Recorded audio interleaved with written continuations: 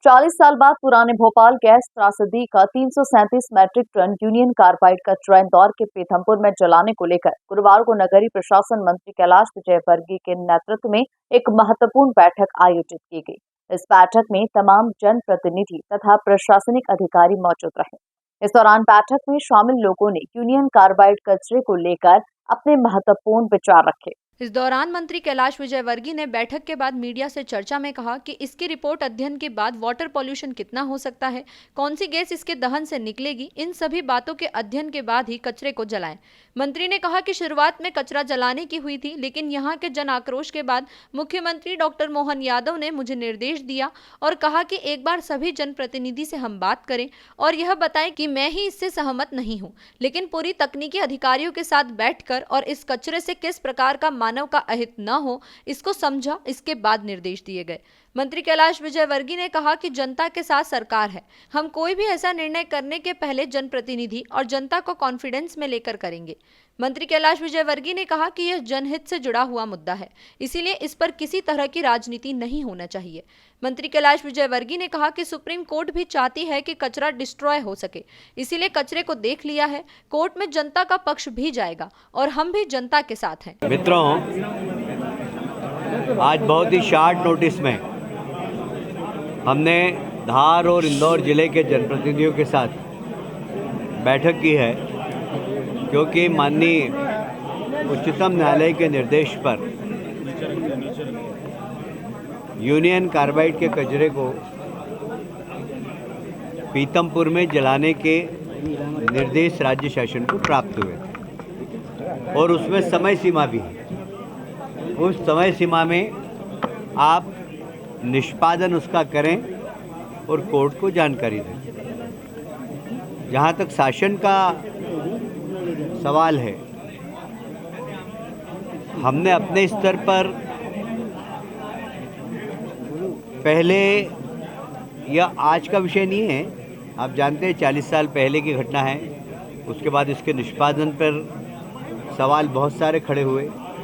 जैसा कि विवेक पुरवाल जी ने कहा अभी कि विश्व की सबसे ज़्यादा इस कचरे को कैसे जलाया जाए उसके ऊपर अध्ययन हुआ है और अध्ययन होने के बाद ये निर्णय लिया गया।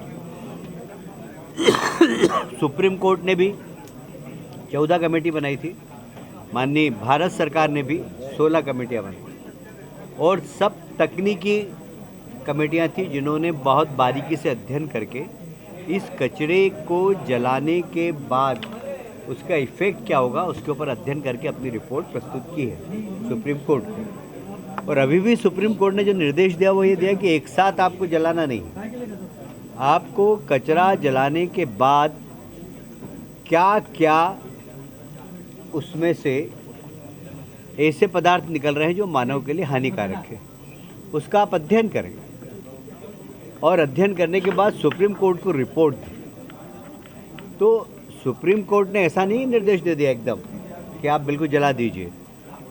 आप प्रतिदिन जब भी जलाएं उसकी क्वांटिटी फिक्स की है, उसकी रिपोर्ट, उसमें वाटर पोल्यूशन कितना हो सकता है, गैस कौन कौन सी निकल रही है, इन सब बातों पे अध्ययन करने के बाद ही इसको शेष कचरे को जलाएं।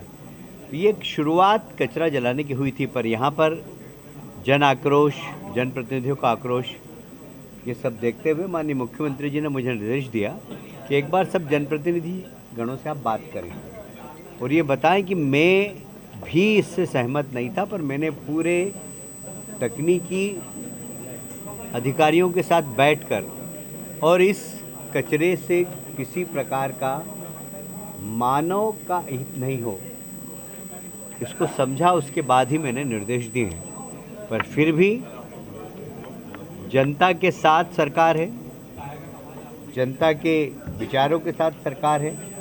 हम कोई भी ऐसा निर्णय करने के पहले जनप्रतिनिधियों को और जनता को कॉन्फिडेंस में लेके करेंगे। इस पे मैं बहुत आग्रहपूर्वक निवेदन करना चाहता हूँ कि इस पर राजनीति नहीं होना चाहिए, कोई राजनीति नहीं करे, क्योंकि ये एकदम जनहित से जुड़ा हुआ मुद्दा है और इसलिए सुप्रीम कोर्ट भी चाहती कि कचरे का डिस्ट्रॉय हो कचरे को देख लिया गया है। आज माननीय मुख्यमंत्री जी ने शायद ट्वीट भी किया है कि 25 साल में पूरा निस्तेज हो चुका है, पर उसके बाद भी इसका डिस्पोजल करना ज़रूरी है। इसलिए सरकार ने अपनी तैयारियां की है। कोर्ट में जनता का पक्ष भी जाएगा और हम भी जनता के लोगों के साथ हैं, ये मैं खाली आश्वस्त करना चाहता हूँ। वहीं राज्य के गैस राहत और पुनर्वास विभाग के निर्देशक स्वतंत्र कुमार सिंह ने बताया कि भोपाल से यूनियन कार्बाइड कचरा पीथमपुर में आ चुका है। उन्होंने कहा कि मैं सभी के डर को दूर करना चाहूंगा कि जो 1984 का भोपाल गैस कांड हुआ था, जिसमें मिथेल साइनाइड गैस लीक होने की घटना हुई थी। उन्होंने कहा कि कचरे की टॉक्सिसिटी इतनी अधिक नहीं है जितना हम सोच रहे हैं। कचरे को लेकर उन्होंने कहा कि हाईकोर्ट का निर्देश है, यह कोई 6 महीने साल भर की प्रोसीडिंग नहीं है। इसमें 20 साल से यह केस चल रहा है और यह कचरा 40 साल पुराना है। इसमें बहुत सारे एक्सपर्ट की राय के बाद कोर्ट ने यह निर्णय लिया है। धार विधायक नीना वर्मा का कहना है कि यूनियन कार्बाइड का कचरा पीथमपुर में ना जलाया जाए, बल्कि मैं तो सरकार से अपील करूंगी कि राम की कंपनी को ही पीथमपुर से हटाया जाए, क्योंकि पीथमपुर अपने आप में एशिया का बड़ा इंडस्ट्रियल एरिया है। साथ ही उससे महू कंटेनमेंट एरिया लगा है और महासागर इंदौर भी जुड़ा हुआ है। उन्होंने कहा कि आज राम की कंपनी इंडस्ट्री वेस्ट जलाती है। विधायक का कहना है कि यूनियन कार्बाइड ऐसी जगह है, ऐसी इंडस्ट्री थी जिसे एक समय आज से 40 साल पहले लाशों के अंबार लगा दिए थे। वह जो लोग दोषी हैं उसके बारे में कोई नहीं जानता है, लेकिन मैं इसकी गवाह हूँ और मैंने देखा और भुगता है और मैं नहीं चाहती कि वह दृश्य फिर से रिपीट हो, इसलिए मैं आवाज उठा रही हूँ। आज जो यह कचरा पीथमपुर में आ गया है उसे वहां पर नष्ट नहीं करें। उन्होंने कहा कि विदेश की कंपनियां इस कचरे को मांग रही है, अगर वो मांगते हैं तो उन्हें दे दिया जाए। विधायक ने मीडिया से अपील की है कि सभी लोग साथ दें ताकि यह यूनियन कार्बाइड कचरा पीथमपुर में ना चल सके। देखिए, आज मीटिंग इसी उसमें हुई थी। माननीय हमारे जिला प्रभारी कैलाश जी ने बैठक रखी थी, उसमें सबको बुला करके सबसे जानकारी ली गई और जो कुछ सवाल थे उनके जवाब दिए गए। ये तो 14-15 के अंदर 10 टन जब कचरा जलाया गया था, तब किसी तरह की कोई चर्चा, कोई बैठक नहीं हुई थी। अचानक से वो कचरा जल गया था, उसका हमने हर फोरम पे विरोध किया था और तब से लेकर के आज तक लगातार मेरा इस पे विरोध रहा है, क्योंकि मैं वो गवाह हूँ जो मैंने यूनियन कार्बाइड का नज़ारा देखा है, उस समय के भयावह दृश्य देखे हैं और मैंने खुद ने देखा, सुना, भुगता है।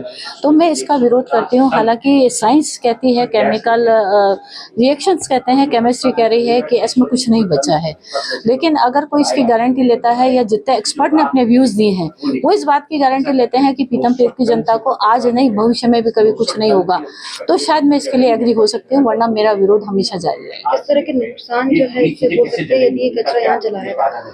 देखिए, नुकसान की परिकल्पना करना इतना आसान नहीं है, क्योंकि आज हो सकता है एट ए टाइम आपके पास 24 घंटे में नुकसान ना हो, लेकिन फ्यूचर में क्या हो सकता है, राम की कंपनी अपने आप के अंदर कितनी सक्षम है और आज जो चीज़ों के रिएक्शन होते हैं, क्योंकि राम की कंपनी पूरी देश का इंडस्ट्री वेस्ट चलाती है और वो वेस्ट जलाने के कारण आज हमारे आसपास का एरिया बहुत पॉल्यूटेड हो गया है।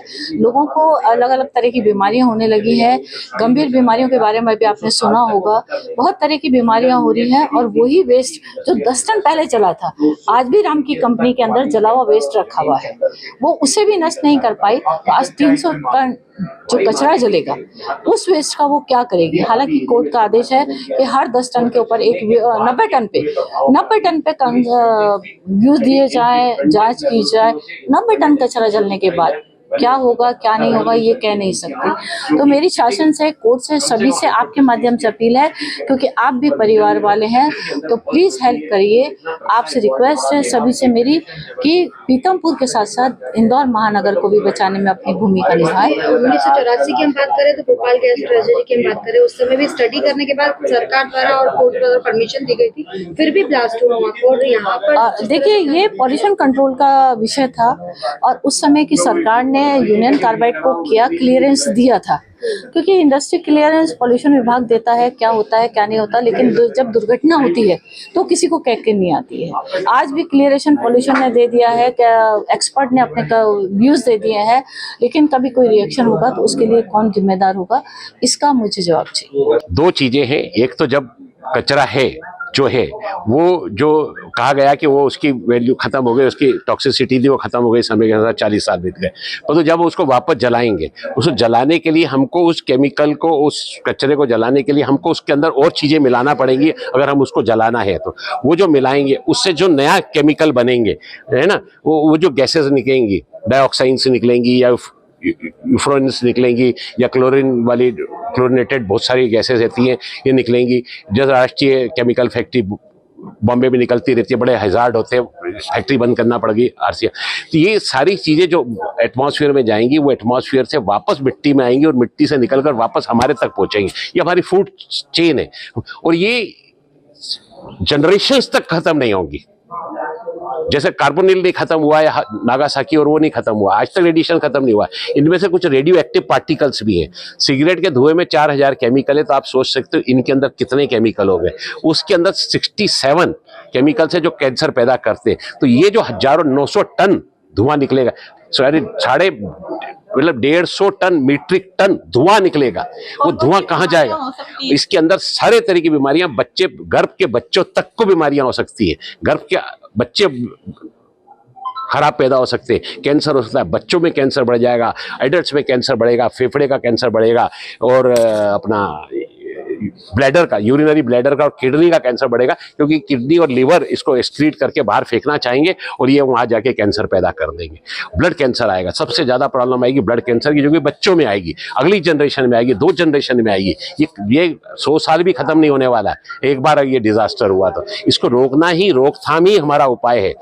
Stitch in time saves 9। अगर हमने आज इसको रोका नहीं तो हम पूरी की पूरी आने वाली पूरी नस्ल को, इस इंदौर को हमने बालकनियों पे रख देंगे। कभी भी ये फटेगा और हमारे आने सिर्फ हम दोषी होंगे कि हमने अपने बच्चों की रक्षा ये अगर चलता है तो इससे कितनी पीढ़ी तक जो है ये असर रहेगा? अगली 5 पीढ़ियां मान लीजिए आप, खत्म नहीं होगा इस मिट्टी से, कुछ खत्म नहीं होगा। कितने एरिया तक ये फैलेगा? 100-200 किलोमीटर तक जाएगा ये, 200 किलोमीटर रेडियस पे जाएगा ये। सरकार का कहना पड़ा कि कचरे में कुछ सरकार क्या कहती है? सरकार आपको लुभाती है, सरकार को उसका लालच दूसरा है, उसका काम करना दूसरा है।